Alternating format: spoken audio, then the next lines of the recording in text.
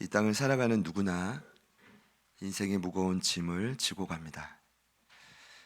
이 겉모습만 보면 좀 알기 어렵지만 자세히 한 분 한 분을 알아가면 알아갈수록 저는 한 사람도 예외가 없구나라는 것을 알게 되고, 그러면서 겸손해질 수밖에 없다고 생각합니다.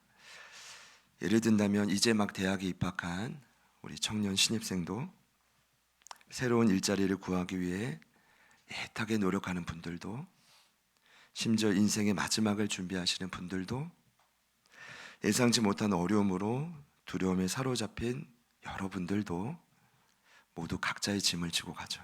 중요한 것은 그 짐이 너무 버거워서 더 이상 질 수 없습니다 라는 시간이 반드시 다가온다는 것입니다. 여러분, 그때가 바로 인생의 가장 강력한 시련을 만날 때입니다. 오늘 본문에 등장한 바울이 그랬습니다. 이제껏 수많은 핍박을 당해왔고 잘 견뎌왔지만 오늘 암살 조직은 처음입니다. 자신만을 위한 보디가드나 중보단체가 있어도 부족할 판에 그런 생각이 들더라고요. 암살 조직이라니, 말도 안 되는 일이 벌어집니다. 이 심상치 않은 분위기를 바울이 현재 갇혀있는 안토니아 성에서 그가 감지했는지는 정확히 알 수 없습니다만, 그러나 이 상황을 이미 아시는 주님께서는 그 밤에 그에게 나타나셔서 말씀을 전하셨습니다. 그것이 바로 지난주 암송 구절이죠. 23장 11절 말씀. 그날 밤에 주께서 바울 곁에 서서 이르시되 담대하라, 내가 예루살렘에서 나의 일을 증언한 것 같이 이 로마에서도 증언하여야 하리라 하시니라. 자, 주께서 친히 바울에게 뭐라고 하셨죠? 담대하라. 뭐라고요? 담대하라. 헬라어로 나르세.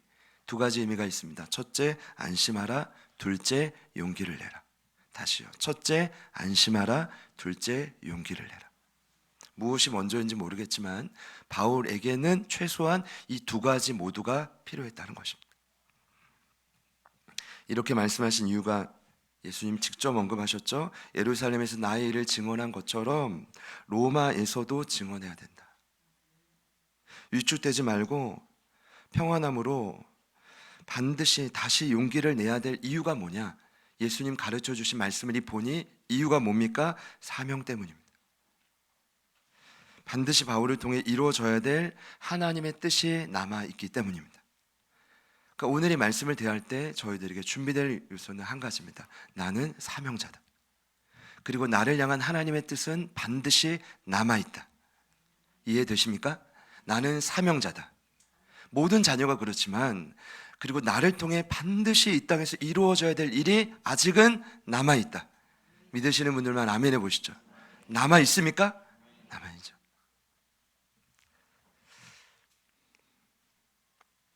그것이 이루어지기 위해 지금 당장 돌파되어야 될 위기가 오늘 떡하니 나타났습니다.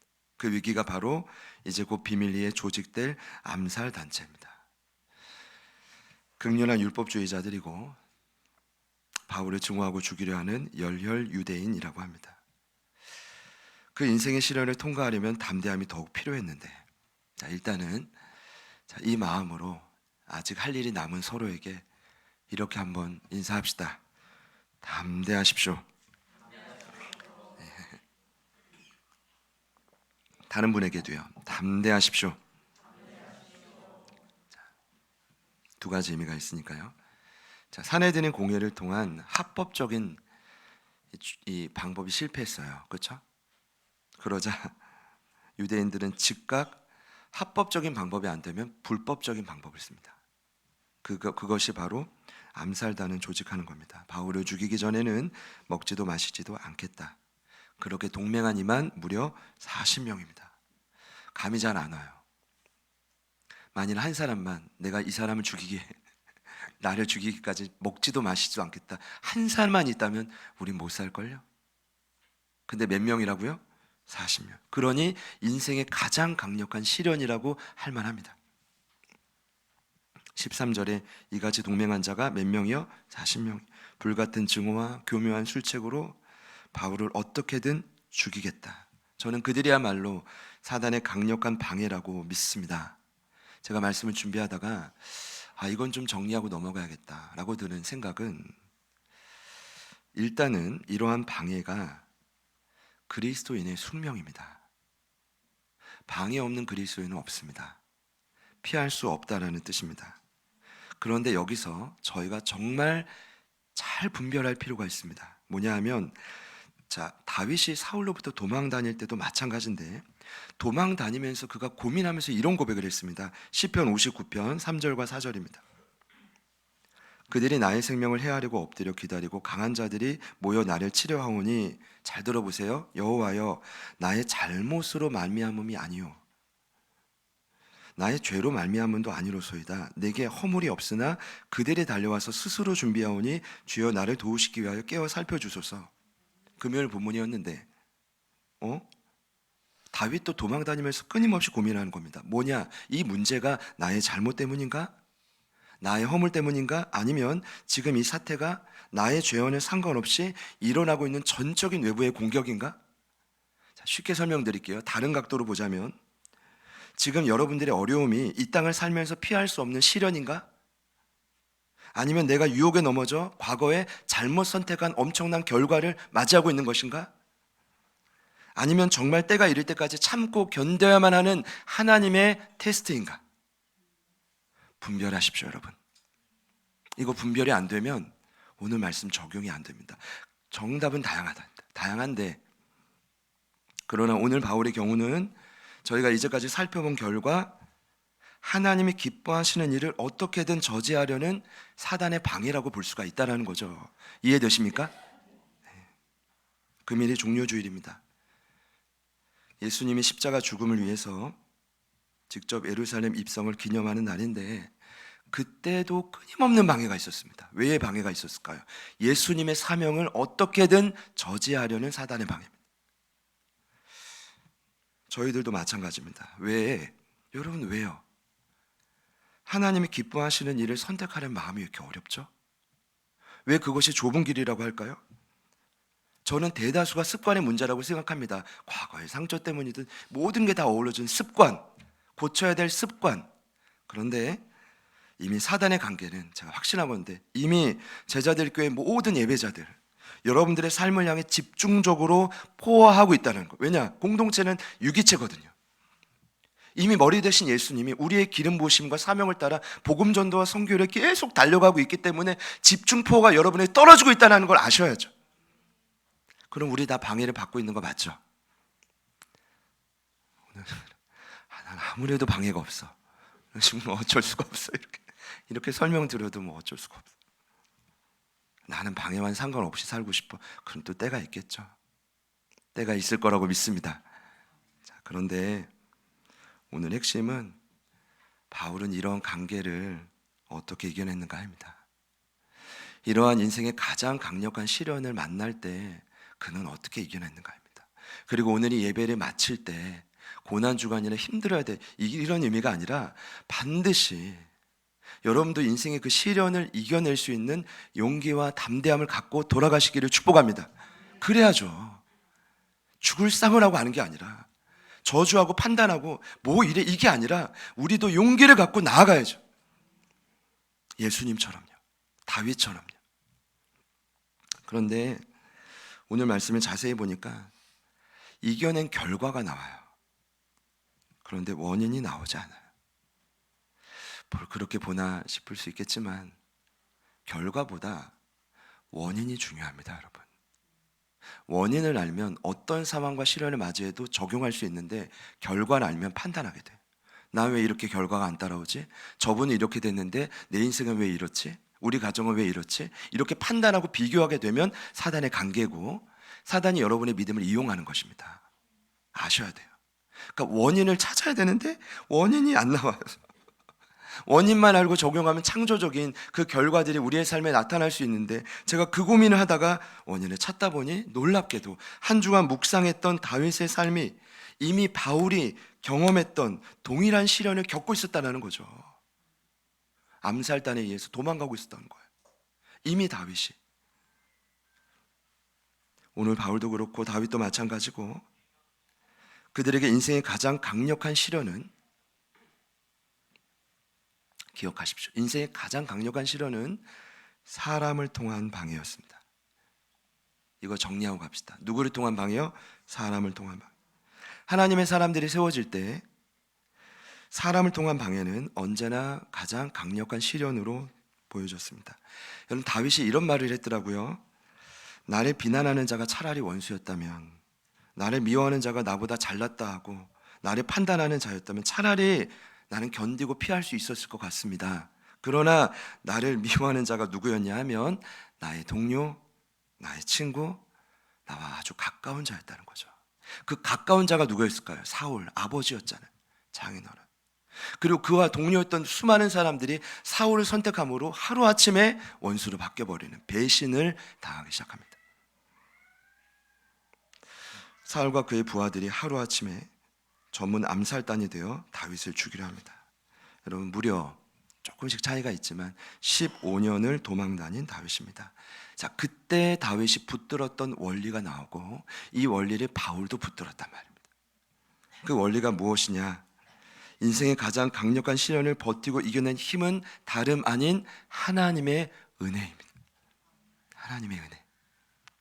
시편 56편 1절부터 3절까지 말씀입니다. 하나님이여 내게 은혜를 베푸소서. 사람이 나를 삼키려고 종일 치며 압제하나이다. 내 원수가 종일 나를 삼키려 하며 나를 교만하게 치는 자들이 많사오니. 다 암살 조직들이에요. 내가 두려워하는 날에는 내가 주를 의지하리이다. 여기서 뭘 구합니까? 은혜. 은혜의 뜻이 무엇입니까? 보통 선물이라고 말하지만 히브리어로 하난이라는 이 단어는 정확한 의미는 허리를 구부리다 라는 뜻이라고 합니다. 허리를 뭐예요? 구부리다. 저희들에게 적용하자면 이런 뜻일 겁니다. 하나님이여 허리를 구부리셔서 시련을 마주한 이 땅의 나를 주목하시고 부디 나를 지켜주십시오. 하나님이여 허리를 구부리셔서 제발 나를 주목하시고 제발 나를 좀 지켜주십시오. 이게 은혜를 구하는 노력입니다. 그 강력한 요구를 어떻게 표현했습니까? 하나님이여 내게 은혜를 베푸소서. 시편을 보십시오. 그가 반복적으로 은혜를 베푸소서, 은혜를 베푸소서. 그래서 깨달았습니다. 은혜를 구한다는 것은 하나님의 백성들이 현재 이 땅의 문제를 풀 수 있는 유일한 방법입니다. 땅의 문제는 여러분 땅의 방법으로 해결될 수가 없습니다. 아셔야죠. 이제 이 땅의 문제는 오로지 하늘의 방법으로만 해결이 됩니다. 그러니 오늘 이 예배 때 종료 주일이지만 은혜를 구하는 건 저와 여러분의 특권이라고 저는 믿습니다. 자녀된 자의 특권. 어제 묵상 본문 보니까 속이 다 시원하더라고요. 이제 도망자 생활이 아니라 시편 60편을 보니 왕이 돼서 이제는 땅을 점령하고 있어요. 여호수아 때 이미 차지했던 땅이지만 빼앗겼던 땅을 다시 점령해요, 다윗이. 그런데 문제는 뭐냐? 보세요. 사명대로 열심히 사는데 북쪽 연합 세력과 싸우는데 남쪽에서 쳐들어와요. 동쪽에서 싸우면 서쪽에서 쳐들어오고. 이 문제를 어떻게 해결해야 되죠? 어떻게 해야 됩니까? 어제 말씀을 보니까 이런 거더라고요. 아무리 사명대로 저와 여러분이 살아도 우린 연약한 인간이기 때문에 틈이 생겨요. 아무리 이 자리에 있는 저나 여러분이나 아무리 훌륭해도 우리에게는 뭐가 생긴다고요? 틈이라는 단어를 어제 다윗 썼다고요. 하나님과 관계에 틈이 생겨요. 그래서 이게 어떻게 해결해야 되지? 북쪽이랑 싸우면 남쪽이 쳐들어오고 사방에서 적들이 사명대로 사는데 가만두지 않을 때 다윗이 정확한 진단을 내립니다. 이렇게 말해요. 지금의 문제는 아군의 전략이 약해서도 아니라 적군이 강해서도 아니고 하나님이 우리를 흩으셨기 때문이다. 결국 모든 문제의 원인은 하나님과 나와의 관계에 틈이 생겼고 그 틈을 깨닫게 하기 위한 하나님의 조치였다는 거죠. 그러면 거기서 승리할 수 있는 유일한 방법은 뭐예요? 하나님의 은혜를 구하는 거였죠. 여러분, 땅의 방법이 아닙니다. 하늘의 방법입니다. 더 이상 땅의 계산법이 아닙니다. 하늘의 계산법입니다. 그래야 만몬을 다스리고 우리는 승리할 수가 있습니다.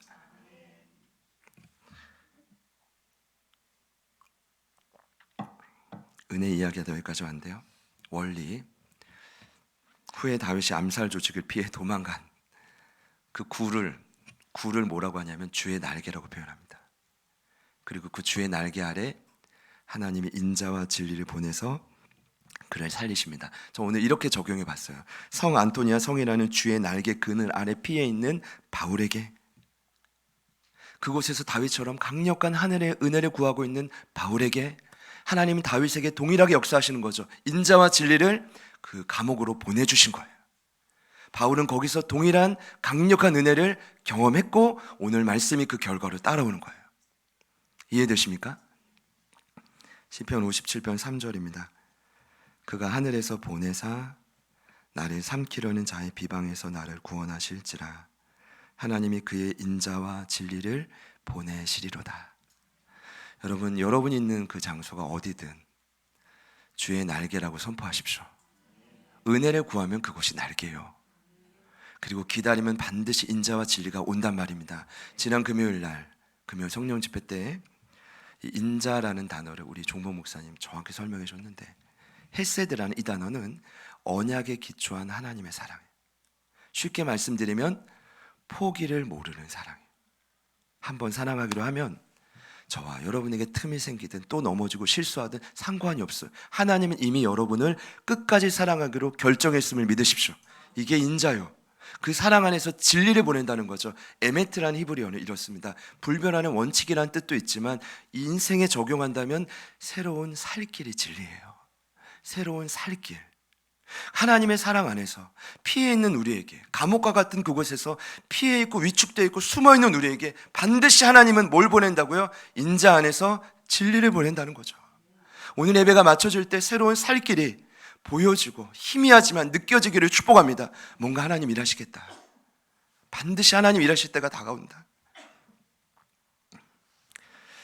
그러면 하나님의 그 인자 안에서 새로운 살 길로 오늘 바울에게 역사했죠.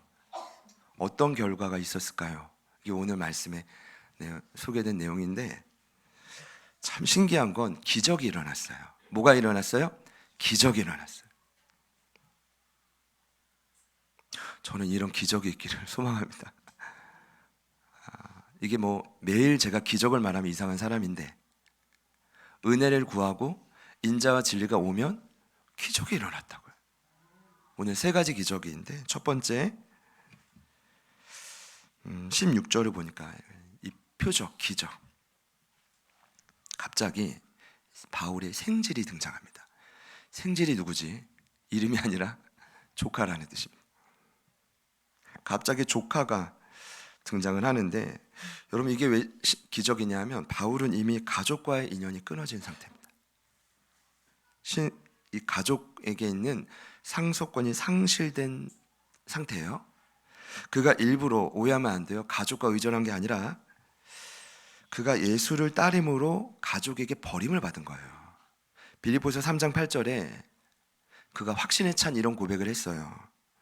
또한 모든 것을 해로 여김은 내 주 그리스도 예수를 아는 지식이 가장 고상하기 때문이라. 내가 그를 위하여 모든 것을 잃어버리고 배설물로 여김은 그리스도를 얻고 또 그 안에서 발견되려 한다. 그리스도는 얻었어요. 그런데 문제는 여전히 유대교의 뿌리를 두고 있는 가족이라는 공동체 안에서는 강제 퇴출을 당했어요. 그리스도를 얻고 가족을 잃은 거예요. 강제가 아닙니다. 그가 의존한 게 아닙니다. 그런데 갑자기 바울의 누이의 아들이 여기서 등장을 하는 거예요. 네가 왜 여기서 나와? 하는 거죠. 재밌죠, 않으시죠? 저는 이 말을 여러 번 했어요. 네가 왜 사도행 23장 16절에 등장해? 왜냐하면 제가 누이에 대한 알 길은 없어요. 근데 유일하게 찾은 한 자료가 뭐냐면, 바울이 유학을 와서 가말리엘 문화에서 공부할 때 그때 이 누이의 집에서 공부를 했다는 설이 있어요. 그때 조카와도 많이 친밀해지지 않았을까요? 퇴출당했어도 밥도 같이 먹고 바람도 같이 쐬고. 그런데 중요한 건 바울의 가족에 관한 유일한 언급이 오늘의 말씀의 결정적인 순간에 나온 거예요. 그 조카가 왜 거기 있었는지 알 길이 없어요.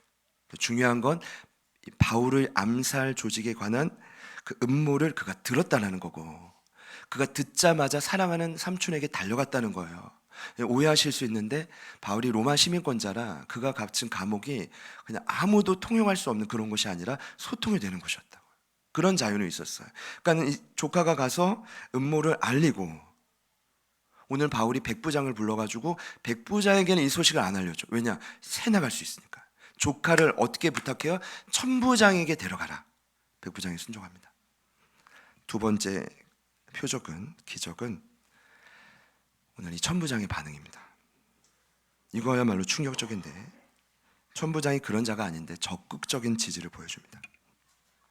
조카를 통해 암살단의 음모를 알게 되고 그의 입을 단속시키고 일단 군사를 동원해서 바울을 보호합니다. 이건 제가 이따가 다시 한번 말씀드릴 건데, 이렇게까지라는 생각이 들 정도로 이거는 있을 수 없는 일이 일어납니다. 그리고 그는 앞으로 로마로 가기 위해 통과해야 될 가이사랴 벨리스 총독에게 바울을 보낼 때 이 가이사랴에 있는 벨리스 총독에게 편지를 씁니다. 편지 최근에 써보신 분 있으십니까? 거의 없으실 거예요. 그 당시에 이제 이게 소통하는 방법이 편지라고 하더라도 이 천부장이 편지를 쓴다는 건요, 굉장히 힘든 일입니다. 엄청 바쁜 분이에요, 이분이. 그런데 편지를 쓰는데 뭐라고 쓰냐 하면 바울의 무고함을 알리고 죄가 없다고 하고,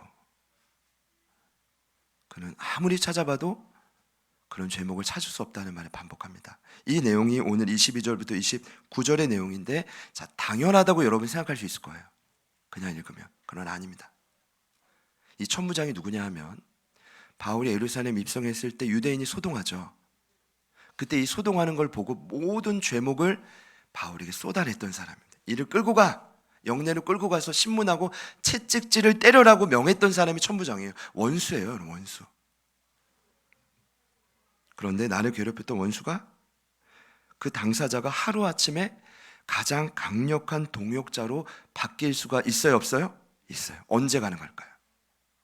하늘의 은혜가 임할 때, 하나님이 우리를 도우시면, 허리를 구부리셔서 우리를 주목하시고 우리를 지키시고 도우시면 가능한 일인 줄 믿습니다.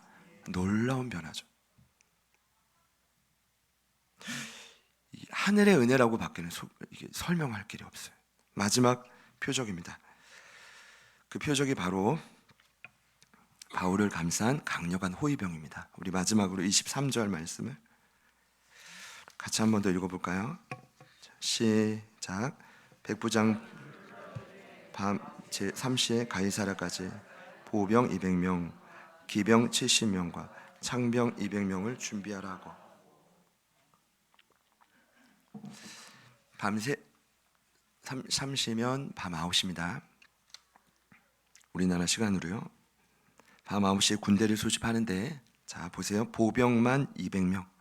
여기 보병은 그냥 군인이 아니라 중무장한 로마의 강력한 병사들입니다. 몇 명이요? 200명. 마병과 기병 몇 명이요? 70명. 말탄 병사들. 창병 200명. 창병이란 무거운 로마 군인의 창을 든 아주 강력한 보충 부대입니다. 앞서가는 이 뭐라 그래야 돼요? 마병과 기병과 보병들이 밀릴 때 같이 창을 들고 보충하는 부대를 의미하는데, 그런데 놀라운 건 거기에 짐승까지, 바울 한 사람을 로마로 보내시기 위해 하나님은 470명의 막강한 로마 군대를 이용하시는 분입니다. 하나님 어떤 분이라고요? 전도자 한 사람을 살리기 위해, 사명을 완수하게 만들기 위해 하나님은 허락만 하시면, 마음만 먹으시면 몇 명을 동원해요? 470명의 짐승까지. 여러분, 이게 믿겨집니까? 이 일이 어떻게 설명이 될 수 있습니까? 하늘의 은혜가 아니고 불가능한 일이죠. 그 천부장이 진짜 변한 거예요. 자신의 모든 군사를 다 쏟아낸 거예요. 보통 천부장이면 1000명의 군사를 거느립니다. 근데 이 당시의 기록을 보니 천부장이 1000명을 다 못 거느리고 보통 600명. 그럼 130명은 뺀 거예요. 컨디션 안 좋은 군인은 빠져라. 최상의 컨디션이 470명을 보낸 건 모든 걸 하나님은 다 쏟아붓게 만든 거예요. 자신의 인생을 바치고 하나님의 뜻대로 살고자 하는 그 한 사람을 위해서 하나님 모든 것을 동원해서 그를 돕기 시작하는 거예요. 이것이 사명자의 삶입니다. 무엇이 문제입니까? 하나님은 은혜를 베푸소서, 그 감옥에서 은혜를 베푸소서 구한 바울에게 이 같은 결과를 보여주셨습니다. 결국 바울은 무려 104km가 떨어진 가이사랴까지 엄청난 호송 전략으로 강력한 호의를 받으면서 옮겨집니다. 결론이 뭡니까? 인생의 가장 강력한 위기의 순간, 40명의 암살 조직 앞에서 놀라운 하늘의 은혜가 임한 것입니다. 이 은혜가 우리의 것이 되기를 소망합니다. 말씀을 맺겠습니다.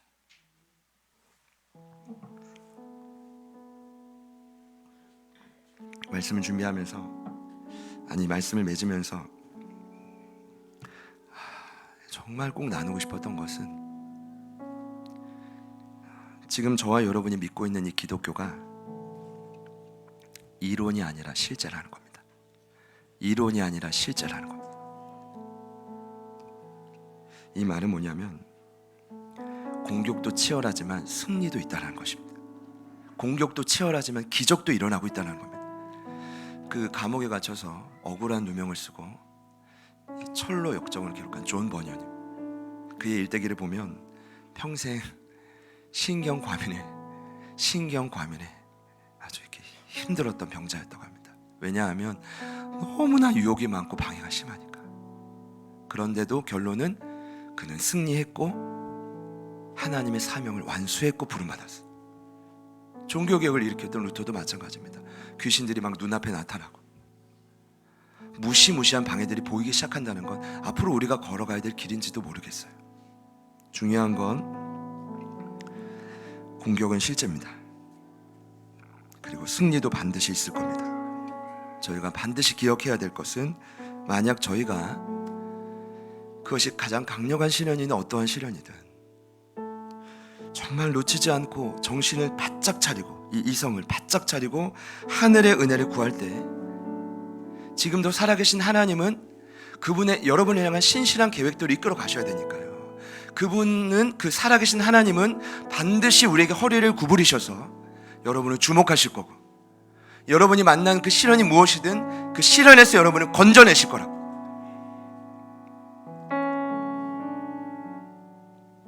현재 내 앞에 놓인 시련은 무엇입니까?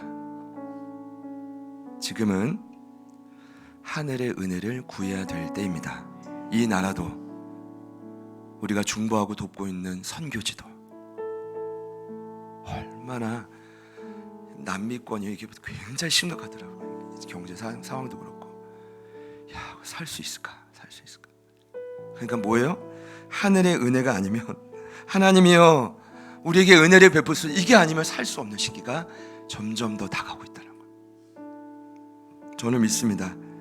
하나님의 은혜만 베푸시면, 그분이 우리에게 허리를 구부리셔서 우리에게 주목하시기만 한다면 나를 지키실 것입니다. 여러분의 가정을 지키실 것입니다. 여러분의 가정과 또 일터와 공동체, 아니요, 이 나라까지도 하나님 반드시 살릴 거예요. 왜냐? 그 날개 그늘 아래서 은혜를 구하는 우리에게 반드시 인자와 진리를 보낼 거거든요. 다윗처럼, 바울처럼. 믿으십니까? 이번 학기에 월요일 전도학 수업 때 학생들과 나누는 책이 있는데 유심히 보고 있어요. 탈기독교 시대 교회. 이미 저희 나라도 종교에 관심이 많지만 탈종교에 아주 급선도를 달리고 있습니다. 근데 가장 심각한 탈종교가 뭐냐? 탈기독교예요. 한 번은 고민해 봐야죠. 왜 수많은 사람들이 오늘날 교회를 떠날까요? 최근의 자료를 보니 이렇게 이유를 정하고 있습니다. 여러분 한번 고민하면서 들어보시죠. 첫 번째, 교회가 하는 일을 더 이상 믿을 수 없다. 떠나는 첫 번째예요. 두 번째, 교회에 적응하지 못하겠다. 세 번째, 하나님의 존재를 의심했다. 네 번째, 다른 우선순위가 생겼다. 다섯 번째, 교회의 정치적 입장에 동의하지 못하겠다. 여섯 번째, 믿음이 효과가 없었다. 해봤는데. 일곱 번째, 중요하죠. 설교가 내 삶과 연관이 없다. 아무리 들어도 저분 설교와 내 삶에 연관이 없다. 여덟 번째, 이사했다. 아홉 번째, 교회에서 많은 사랑을 기대하고 갔는데 많은 사랑을 경험하지 못했다. 적절한 이유입니다. 열 번째, 고난으로 인해 하나님을 바라보는 내 시선이 변했다. 시각이. 11번째, 하나님의 선하심을 의심했다. 12번째, 교회에 참석하는 것이 불편했다. 그 활동들이 공지되고 막 참석하는 게 다 불편했다. 13번째, 이혼, 결혼, 가족의 변화가 있었다. 14번째, 중요합니다. 교회 안팎의 목회자의 스캔들 때문이다. 15번째, 친구들이 교회에 없다. 친한 사람이 없다. 이유가 다양하죠. 이게 최신 이유입니다. 근데 저자가 이렇게 정의해요. 이 모든 이유를 통틀어서 한 단어로 불완전한 교회. 교회는 불완전할 수밖에 없습니다, 여러분. 여러분, 완전한 교회가 있다면 없어요. 교회는 뭐라고요? 불완전할 수밖에 없어요. 그러나 그 짐 네이베스라는 저자가 이렇게 정의합니다. 불완전한 교회에 임하는 은혜의 완전함을 전하라. 뭐라고요? 불완전한 교회에 임하는 은혜의 완전함을 전하라. 사람이 모인 교회는 불완전합니다. 그러나 하늘의 은혜는 완전합니다. 우리는 불완전합니다. 그러나 하늘의 은혜는 완전합니다. 실수가 없습니다. 정확합니다. 명확합니다. 분명합니다. 그 메시지는 살아있습니다. 이것이 오늘 저희가 살아가는 힘입니다. 이것이 여러분이 이 한 주도 그 시련을 버틸 능력입니다. 만약 그 은혜를 만약 그 은혜를 내가 경험할 수만 있다면, 그 도굴이든 감옥이든 날개라고 선포하고 그 은혜를 간구할 때 그 은혜를 내가 경험할 수만 있다면, 또 전할 수만 있다면, 제가 확신합니다. 여러분 평생 동안 교회를 떠나지 않으셔도 됩니다. 이게 축복이죠. 더 이상 불필요한 방황을 하실 필요가 없습니다. 은혜의 완전함이 내게 있다면. 심지어 주변의 영혼들에게 내가 경험한 은혜를 이제는 전할 수도 있고, 신실하신 주님을 찬양할 수도 있고, 승리한 여러분의 모습을 보면서 수많은 영혼들이 은혜 안으로 빨려오기 시작할 것입니다. 저는 오늘 이 역사가 우리 제자들 교회 것이라고 믿습니다. 하늘의 완전함, 은혜, 신실하신 주님을 찬양하는 마음으로 같이 고백하겠습니다.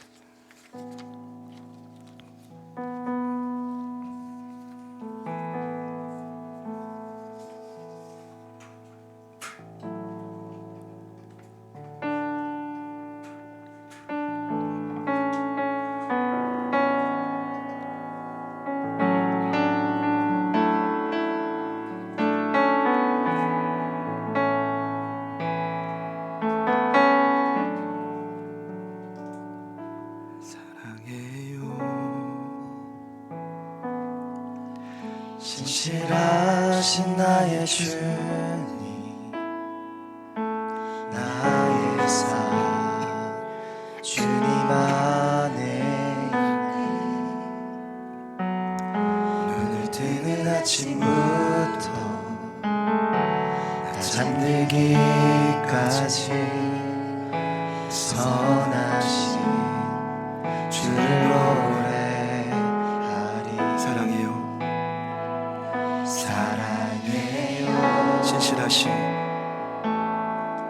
신실하신 나의 주님, 나의 삶 주님 안에 있네.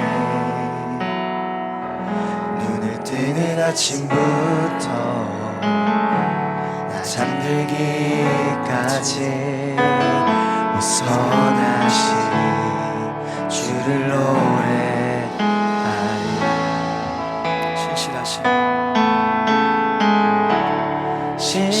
신실하신 나의 주님, 나의 삶을 인도하셨네.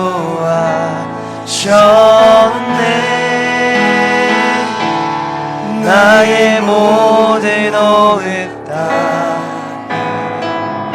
선하신 주를 노래. 신실하신 나의 주님, 신실하신 나의 주님, 나의 삶을 인도하셨네.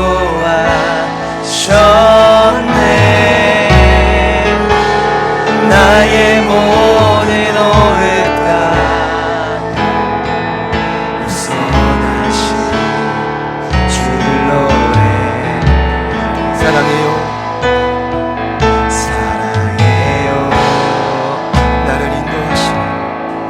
나를 인도하신 주, 고난 중에도 나와 함께 하셨네. 내 아버지 되시며 내 친구 되시신 주, 나의 삶 주님 안에. 한 번 더 고백합시다. 사랑해요. 나를 인도하신 주, 고난 중에도 나와 함께 하셨네. 아버지 되시며 내 친구 되시신 주, 나의 참 주님 안에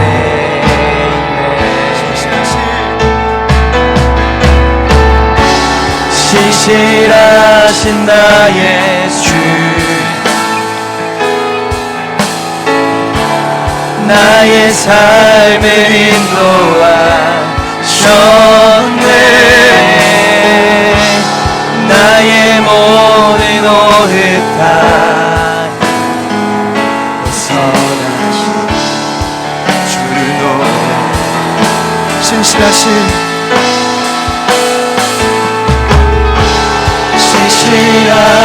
나의 주, 나의 삶을 인도하셨네. 나의 모든 어획 다 선하신 주를 노래. 믿음으로 고백합시다. 주님의 선하신 날 인도하시네. 주님의 선하신 날 지켜주네. 주께 엎드려 이 모든 삶 주님께 드리네. 주님의 선하신 날 인도하시네. 주님의 선하신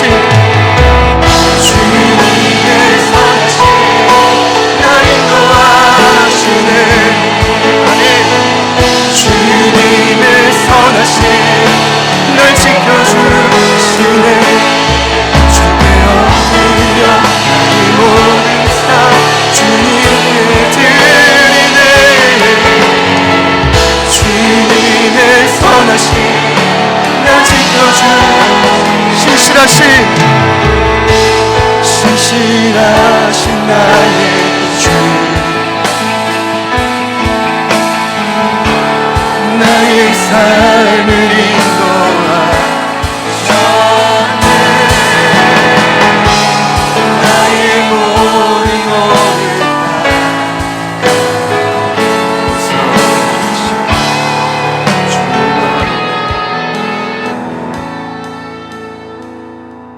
여러분이 계신 그곳이 어떠한 광야여도, 어떠한 동굴이어도, 어떠한 감옥이어도, 어떠한 시련이 여러분 눈앞에 있어도 우리가 마지막 호흡을 다해 하나님이여 내게 은혜를 베푸소서, 주님이여 우리에게 은혜를 베푸소서. 주님 허리를 구부리시고 제발 나를 주목하시고 우리 가정을 좀 주목하시고 우리를 건져 주십시오. 구할 수만 있다면 하나님 반드시 인자와 진리를 우리에게 보내서 그 모든 시련을 넉넉히 이기게 하실 줄 믿습니다. 그 신실하신 주님, 선하신 주님 앞에 이 시간 고백할 때 하나님 우리에게 은혜를 베푸소서. 하나님 우리에게 은혜를 베푸소서. 그 은혜를 간절히 구하며 우리 주님 이름 부르신 후에 합심하여 한번 기도합니다. 주님,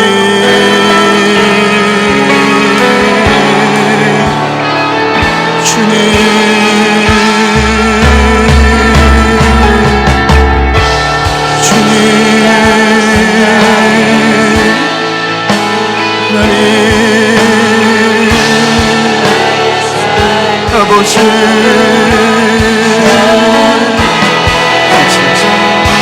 선하신 주, 이 땅의 방법이 아니라 하늘의 방, 이 땅의 계산과 능력이 아니라 하늘의 능, 우리의 삶에 그 인자와 진리를 보내서 인자와 진리를 우리에게 보내서 우리 또한 살려주십시오.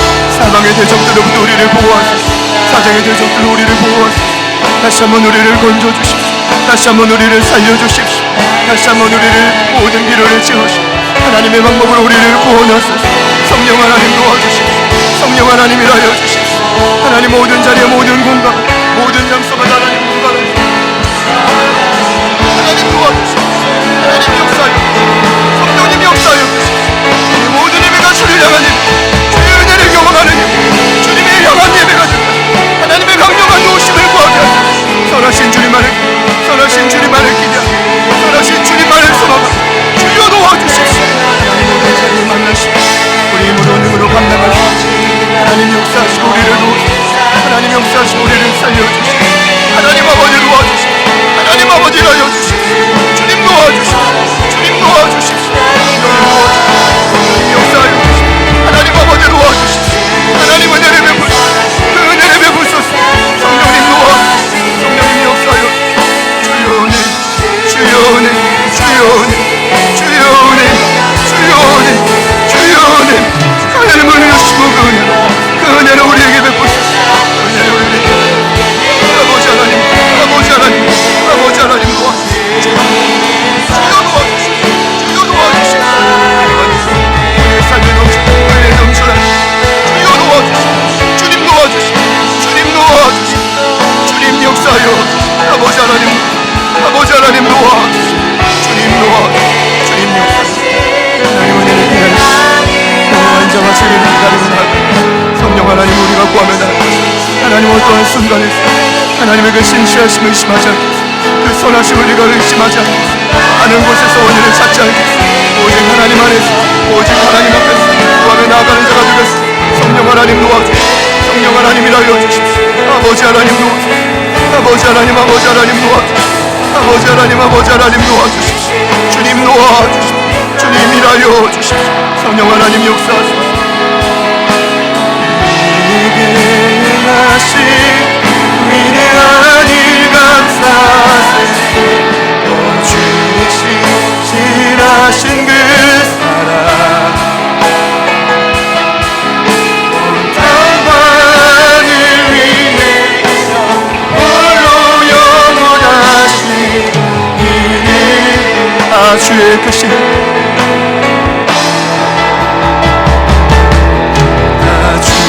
크신 이름도 우리에게 행하신 위대한 일 감사하세. 오 주의 신실하신 그 땅만을 위해 하나님 우리에게 은혜를 베푸소서. 인자와 진리를 보내소서.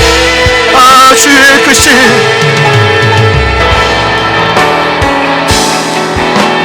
주의 크신 이름 높이며 우리에게 행하신 위대한 일 감사하세. 오 주의 신실하신 그